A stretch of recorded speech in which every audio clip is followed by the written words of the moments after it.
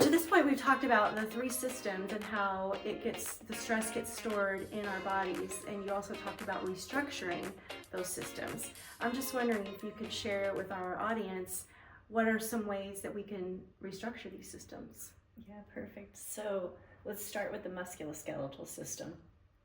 And as I mentioned, if you grow and develop in the natural environment, the structure of your body is naturally in place. Mm-hmm. But again, we grow up in a modern lifestyle, and we're just now learning the impact that this modern lifestyle's had. Mm-hmm. So what you do in order to restructure your musculoskeletal system is you first take the body out of its current environment. And we do that by simply lying on the floor and having the legs supported. And what this does is it takes you out of the state that your body's in, that's in compensation, and it allows gravity to impact you in a different direction. Mm-hmm. And when you're lying on the floor, really, really important muscles in your body that are your first fight or flight responders, they're your hip flexors, they get a chance to settle down. And we systematically take you through understanding how to be in the experience of your body. We get you deeper into breathing. And then in the floor, you do very, very gentle isometric contractions. So an isometric contraction is where you're moving in a direction against a solid force, which provides an equal and opposite effect and lets you get into the structural part of your musculoskeletal system. And we use these isometrics and we target every major joint area on all three planes of motion. So our bodies can be cut into front and back halves, and that's the frontal plane, right and left halves, and that's the sagittal plane, and top and bottom halves, and that's the transverse plane.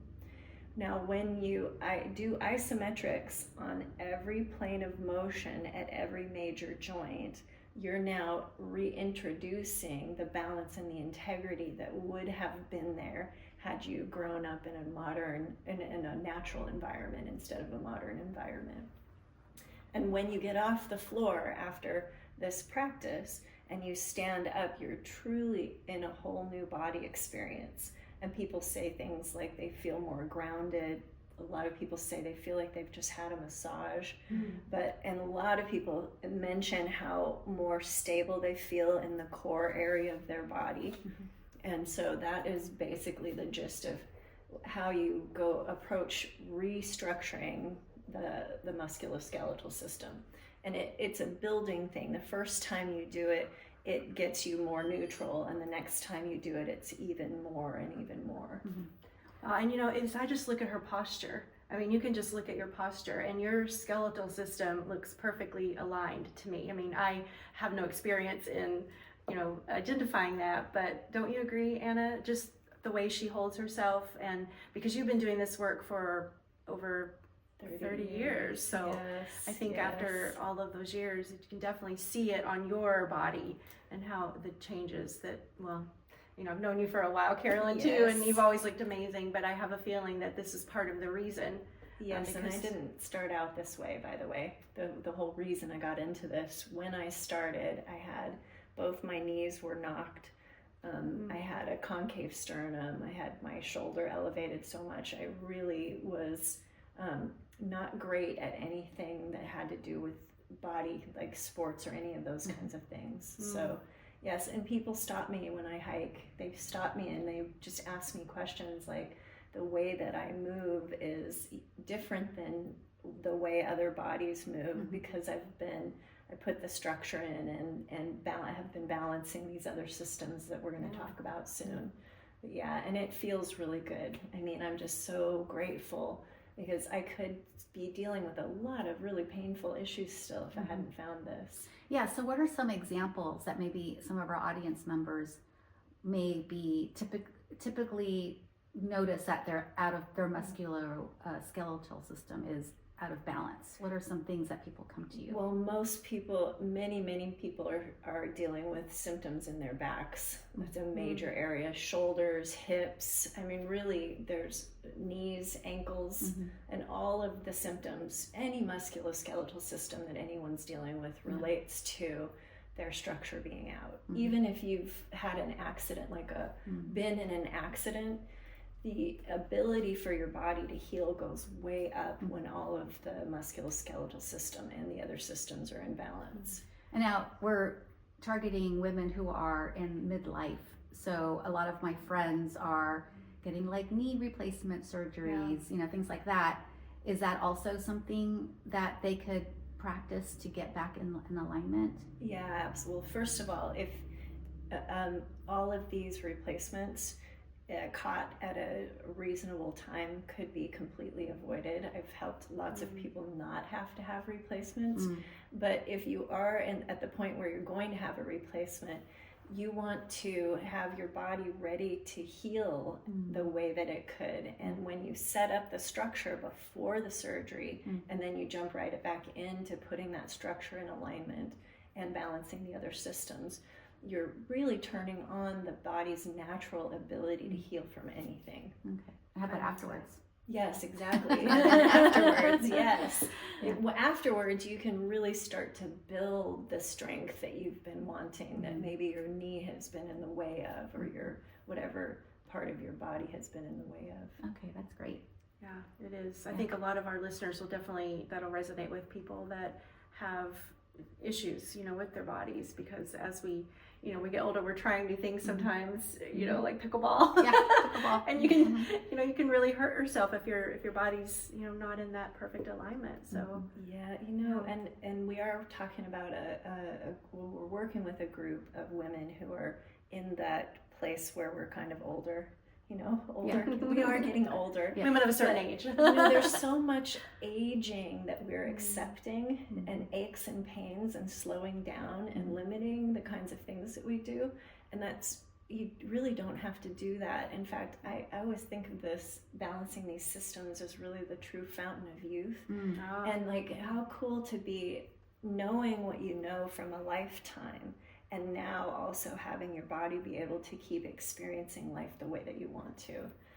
I mean, that is the ticket. That is the ticket. I love that. Do those exercises. That's exciting, yeah. Can you tell us a little bit more about the nervous system? Yes. And how do we put that back into balance? So, when you think about the nervous system, again, you want to understand that just like animals, we're reacting to perceived threats, and then our mind is supposed to help us to decide what we're going to do about that threat. And unfortunately, instead of waiting until our nervous systems have calmed down, we just jump into action. Like we've talked about the example of, if you just go back to your childhood family and you experience a mealtime, and somebody knocks the glass of milk over and you hear a crash on the floor, and the whole family is obviously going to be triggered by the sound. And so just bring yourself back to kind of one of those experiences and notice what your body was doing. And then observe. Some families get angry and upset and start accusing whoever's fault it was. Some families start talking about don't cry over spilled milk and jump into action. And any of those things is what's possible, but what there is to understand is while all that's going on, the nervous system is still in a state of stress. Now let's say it was breakfast and all that milk got quickly dealt with, and you head off to school, and now you've still got that reaction in your nervous system, and then things happen at school that cause your nervous system to react, and there's no one there calming things down. And not really calming down isn't the best way to say this, but waiting is more like it. Waiting and just being with the reaction until the body says it's fine with the reaction being over.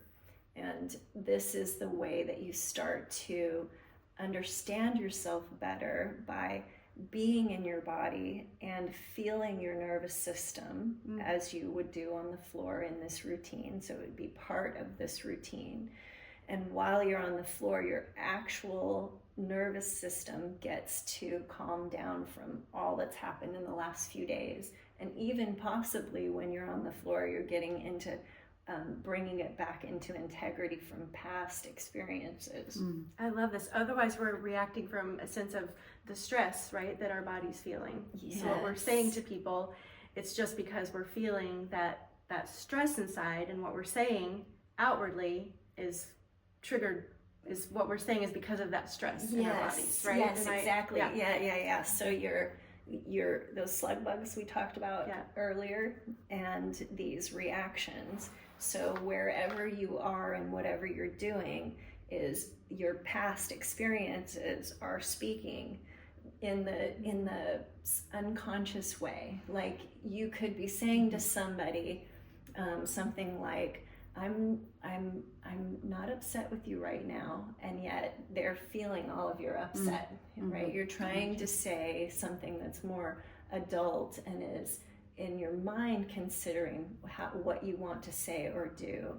But if you still have these uncleared reactions, no matter how you think you're saying it, those unconscious thoughts and feelings from your past are coming through. This makes me think of, I remember reading a book and something similar. They were saying how animals, when they experience something traumatic, they literally just shake it off because their nervous system shakes it off, like their body releases it. But we don't do that. We internalize it and we store it in our bodies, and we have to find those ways to, that sounds like what you're saying, we have to find that way through your exercise to release that tension, that nerve, that trauma. Yes, and it release is a good word. None of the words really completely work because it's like this natural thing that we just have never practiced. We don't really understand. And once you have tension, when you notice a tension, you don't want it anymore. And that's not the answer. So yes, it does release, but it's by being with it and not judging it. See, the animals don't have a mind that's making up a story, right? So this is about being with your reactions, and it's like a reparenting is a great way to talk about it, because you get to then be the person who lets yourself be honest about your reaction, and then observe your reaction and wait until you're in a state where you're not going to be speaking from the reaction or acting from the reaction. I think a lot of times, me, but in general, we act out of ways because we're used to it, right? We don't even realize that there's another way to be. Exactly. And so that's why this is so important. So you hit the nail on the head. That's the thing. And these are blind spots, right? We're all walking around thinking all the time and not realizing all the stuff we're missing. And you can see it in other people. You can observe people getting kind of stuck in their patterns, differences in how people act and react when they can't find their keys, or some of those simple things, right? And like the stress that we put ourselves through over things that we don't need to be stressed about. I mean, really everywhere we go, when we think about work, for example, who knew that you don't have to be in tension to get things done? And you don't, but we're so addicted to operating from stress. So true. And then when we see things happening well, even though we were under stress, we're like, oh, well, we better keep doing it this way. But we haven't tested what it's like to be operating without being in stress. Like you don't have to be in sympathetic stress states to get a job done. It's just that everyone's been doing it like that for so long, and we haven't tested all the other ways. But truly our creativity, we know that when we're in our best states, that's when our creativity comes out the most. But we're all on deadlines and have decided how everything has to be, so we don't let ourselves explore and wait for that creativity to really come through us. It's that waiting, giving us that gift to wait. That's why the practice, the actual practice of waiting for the nervous system, I called it the exercise in patience. It's the exercising your patience, not hoping for patience, not wishing for it, but actually practicing it. And the more you practice, the better you get at it. Okay, That's awesome. I need that. I do too. We all do. Hi, this is Anna, and thank you for listening to How Stress Gets Stored in the Body. We wanted to break this great conversation up just a little bit. In the next episode, Carolyn will dive into the sensory system. Thanks for hanging in there with us.